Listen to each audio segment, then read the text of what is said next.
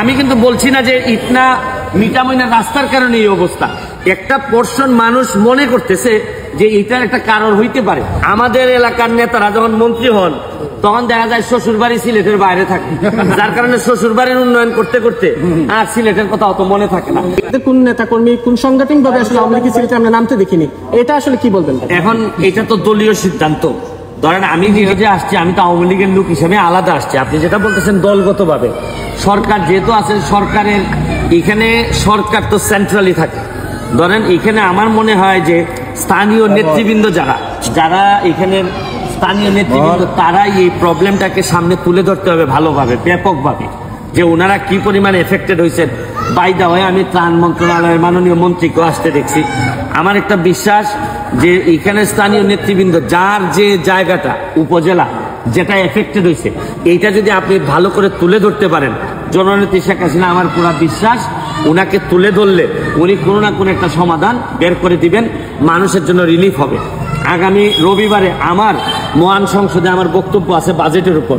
আমি এই বাজেটের উপর বক্তৃতাতেও যদিও আমার জেলাটা একেবারে সাইডে পড়ছে হবিগঞ্জে, তারপরও সিলেট সুনামগঞ্জের পক্ষে আমি কথা বলবো এবং নির্বিঘ্নে কথা বলবো এবং প্রেসার দিয়ে কথা বলবো যে এইটা এইভাবে চলতে পারে না।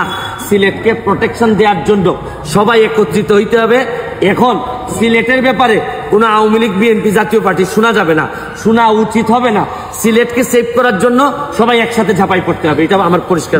আরেকটা বিষয়, প্রধানমন্ত্রী 2022 সালে ভয়াবহ বন্যার পর সিলেট সফর করেছিলেন, তিনি সুরমা খননের কথা বলেছিলেন, 2 বছরও সেটি শেষ হয়নি। মানে এই জটিলতাগুলো সিলেট বিভাগের উন্নয়নের ক্ষেত্রে কেন আসলে এই জটিলতা? সিলেটের উন্নয়নের জটিলতা কেন জানেন? সিলেটের আমি সহ আমরা নেতারা হচ্ছে কিছুটা আমরা নিজেদের বাইরে চিন্তা করতে পারি না। যদি চিন্তা করতে পারতাম তাইলে 6 লেন হচ্ছে গিয়ে সারা বাংলাদেশের সবার পরে আমাদের 6 লেন, এখনো 6 লেনের কাজই শেষে নেই। আমরা এর মধ্যে 2-3 জন অর্থমন্ত্রী পাইছি। আমাদের অর্থমন্ত্রীর মাধ্যমে টাকা ছাড় হয়েছে সব লেনে, কিন্তু সব জায়গায় হয়েছে, কিন্তু আমার এলাকায় 6 লেন হয় নাই। আপনাদের মনে আছে কিনা, কিছুদিন আগে বলছিলাম আমাদের এলাকার নেতারা যখন মন্ত্রী হন তখন দেখা যায় শ্বশুর বাড়ি সিলেটের বাইরে থাকে, যার কারণে শ্বশুর বাড়ির উন্নয়ন করতে করতে আর সিলেটের কথা অত মনে থাকে না। তবে আমি ভাই মন্ত্রী তো হই নাই, এমপি হিসাবে আমি এলাকায় বিয়ে করছি, এই জন্য আমার এলাকার মানুষ কম্পারেটিভ একটু বেশি শান্তিতে আছে। কত প্যাকেট ভাই বিতরণ করছেন আপনারা? জি জি,